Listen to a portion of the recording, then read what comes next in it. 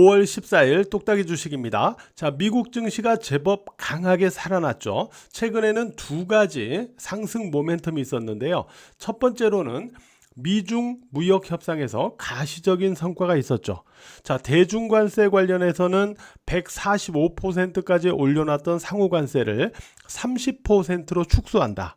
자, 그 내용을 보면은 91%는 취소하고 24%는 90일간 유예를 한다라는 내용이죠. 자, 대미관세 관련해서는 125%에서 10%로 축소한다. 그 내용을 보면 91%는 취소하고 24%는 90일간 유예를 한다라는 내용이에요. 그러면서 그 유예 기간 동안에 미국과 중국이 추가적인 협상을 진행한다. 이런 내용이었습니다. 그리고 두 번째로는 그러니까 미국이 사우디아라비아에 대한 AI 칩이나 이런 반도체 수출 규제를 해제하겠다 이렇게 발표를 했어요. 이에 대한 화답으로 사우디는 미국에 6천억 달러의 대규모 투자를 하겠다라고 했죠. 방산이나 IT 그리고 에너지 이러한 분야에 6천억 달러를 대규모 투자하겠다라고 발표를 했습니다. 자, 그러다 보니까 미국 증시에서는 이러한 종목들이 간밤에 올랐어요. 자, 엔비디아 같은 종목이 올라갔고요. 또 하나는 팔란티어 같은 이러한 종목이 또 상승하는 그런 모습을 보여줬습니다.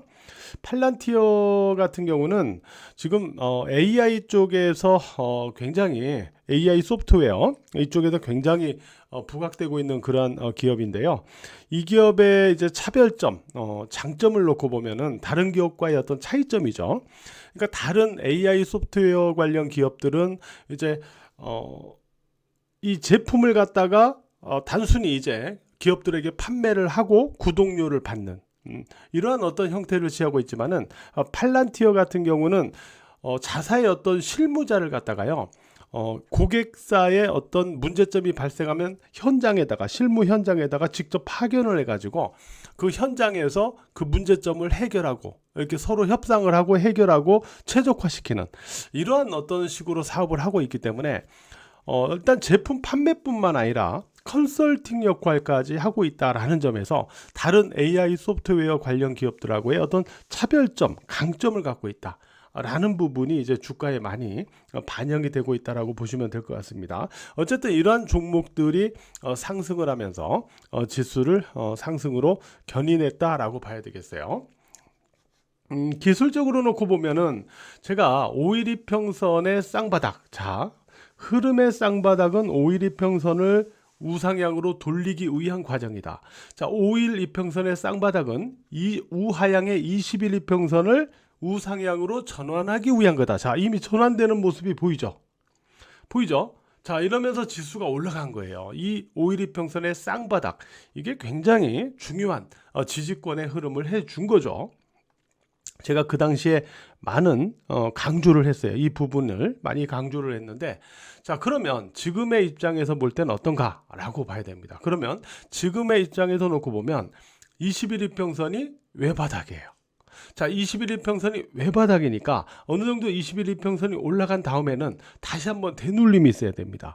그러면 지금 올라가는 이 지수는 어느 위치에서는 한번 다시 또 조정이 나올 수 있다라는 건데, 자, 어느 시점일까 하는 게 이제 중요하겠죠. 통상적으로는 직전 고점에 갔을 때 조정을 받는 경우가 가장 많아요.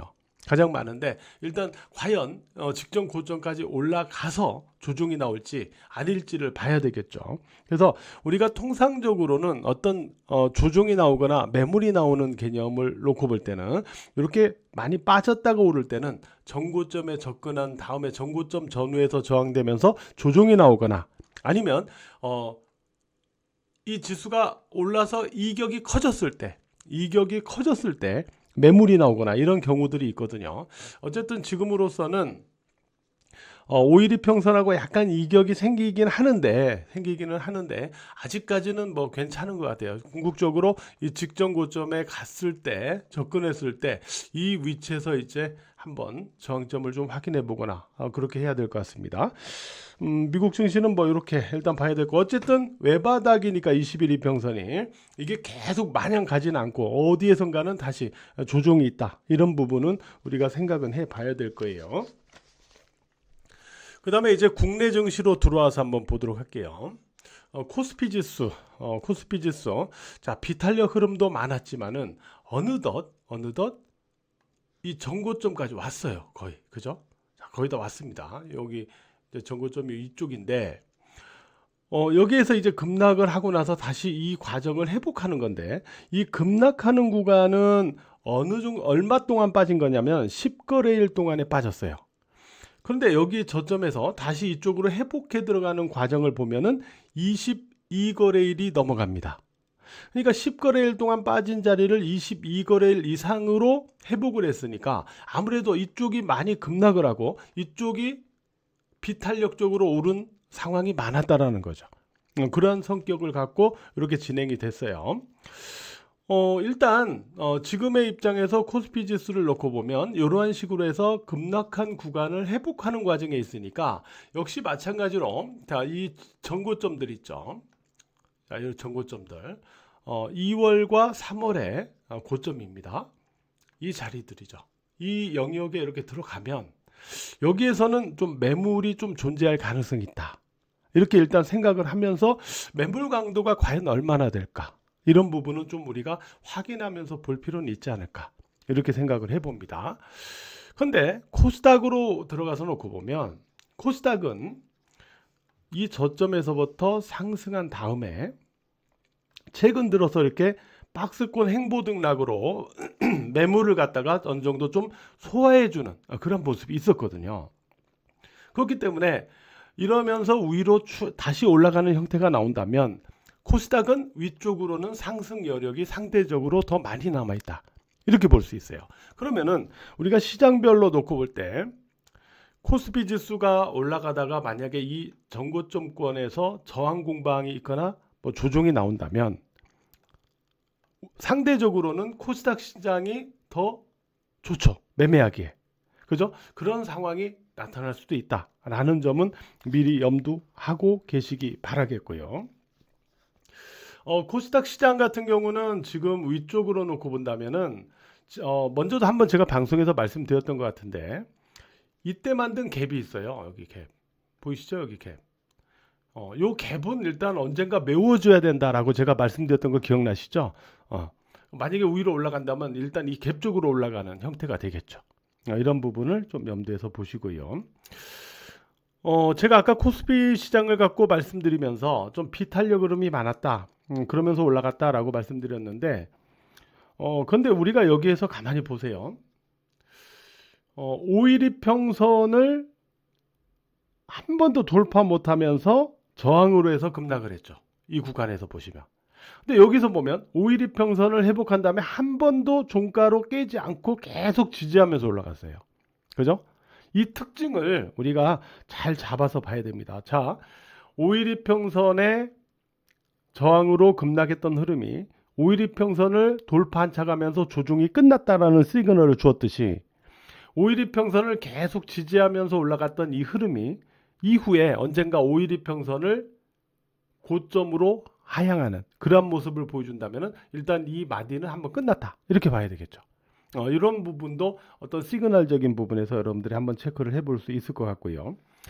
자, 시세적인 부분에서 보면은 자, 오르는 종목이 계속 오르거나 하루는 이쪽, 하루는 저쪽 이렇게 오르거나 또는 순환매 이런 부분들이 많았어요. 그래서 지수가 이렇게 올라갔어도 지수가 좀 비탄력 구간이 많다 보니까 시세 역시 말씀드린 대로 그러한 어떤 형태를 갖추면서 움직였기 때문에 매매가 그렇게 뭐 아주 쉽고 수월했다라고 표현하기는 어려워요. 그죠? 그래서 다소 조금 까다로움을 갖고 시세가 형성되는 그러한 상승 구간이었다. 이렇게 우리가 정리를 해볼 수 있을 것 같아요.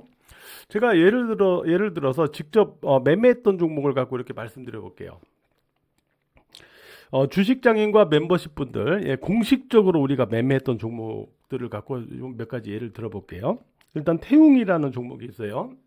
태웅이라는 종목. 이 태웅이라는 종목은 제가 매수를 하면서 무슨 말씀을 드렸냐면 이 3월 고점, 그죠? 이 3월 고점을 돌파한다 라고 했어요. 제가 이걸 계속 강조했거든요.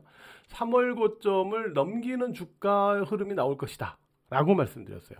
그래서 3월 고점이 돌파 때까지는 계속 보유한다. 근데 이게 생각보다 말이죠, 이렇게 갈 듯 하면서 이렇게 눌려주고 또 갈 듯 하면서 또 눌려주고 또 갈 듯 하면서 여기서 또 눌려주고 이런 모습을 줍니다. 이럴 때 이제 눌리면은 아무래도 보유하고 있는 입장에서는 조금 이제 시간적으로 조금 지루하거나 그럴 수 있겠죠. 그래도 지지를 깨지 않았어요. 그러니까 이런 식으로 움직이는 종목은, 지금 예를 드는 거니까, 이런 식으로 움직이는 종목은 밑에서 지지를 깨지 않으면서 등락을 주는 게 중요해요. 그죠? 저는 62평선만 깨지 않으면 이거는 계속 3월 고점 돌파의 패턴이 살아있다라고 주식장인과 멤버십 분들에게 말씀을 계속 드려왔고요.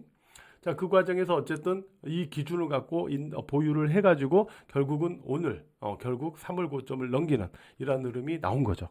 그러니까 이런 식의 어느 정도 좀 보유 인내를 할 수 있는 이런 종목들이 또 있다. 지금 시장에는. 그런 종목들은 지지를 지키면서 움직이는 게 중요하다. 그리고 위로 올라갈 자리가 있는 게 중요하다. 이런 부분을 우리가 캐치를 해야 되고요.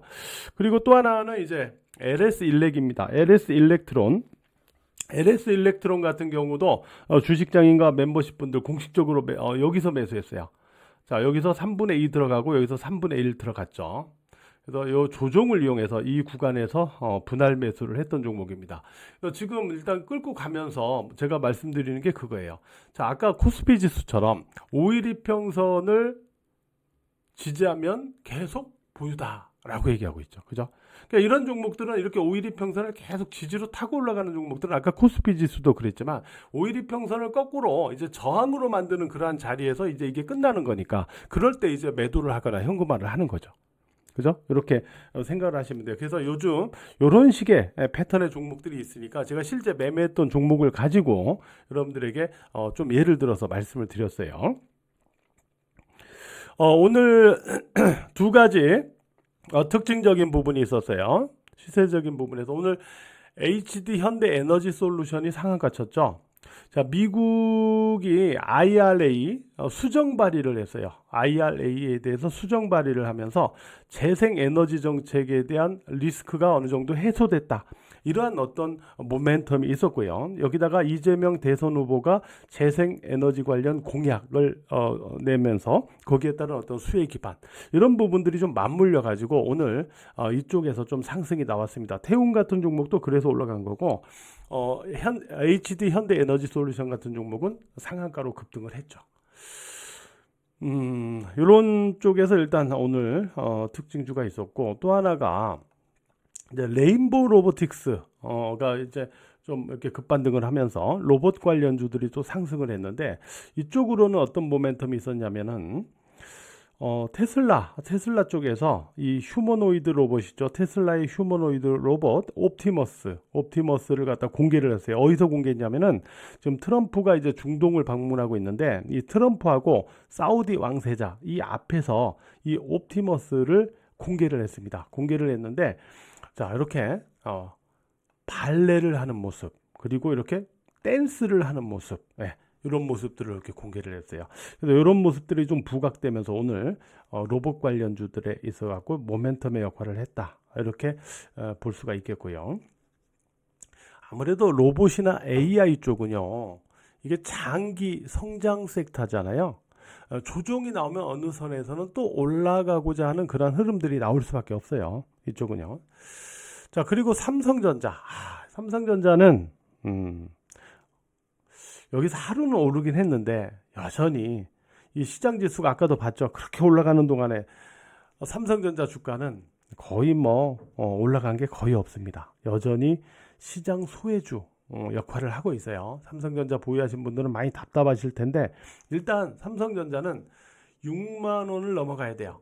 6만 원을 넘어서 지지로 전환시켜 나가야 됩니다. 그래야만 지금 뭐냐면 만약에 삼성전자의 주가가 가격 조정 이후에 기간 조정을 거친 거라면 기간 조정 거친 거라면 이 기간 조정의 박스권 상단을 돌파로 해서 지지로 전환시켜 나가야 돼요. 그 기준이 6만 원입니다.